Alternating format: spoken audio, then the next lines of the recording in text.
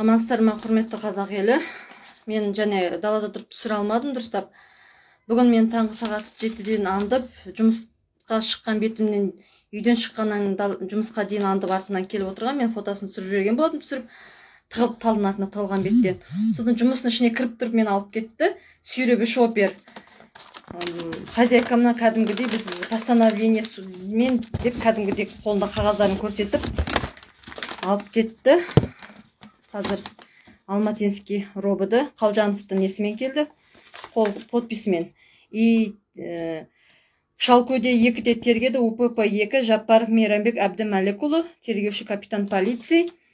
Одан кейін сол жерде 3 сағаттан кейін арғай мен бөрілі 18-ге алып кетті. Алматинский кішкене ғана шағын участок неге полицейский алып кеткен оперлар фамилиясы аты-жөні Қырықбаев Дастан, Мұрзақұл Қанат, Қошмағамбетов Араби, УПП 2. Сол жақсы тыңдағандарыңызға рахмет. Олар міне осы Алға Қазақстан футболкасымен, осы түрімен, осы жұмыс киіммен осы алып кетті.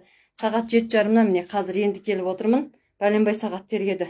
Осы ұстап отырды. Құртанқұр отырды. Билік бізден қорқады.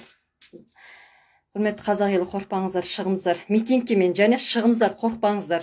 Ешқандай қорқыныш ештеңе жоқ. Әр қазақ адамның өзінің құқысы. 38-ші бапта көрсетілгендей, өзіміздің құқығымыз шығуға имеем право.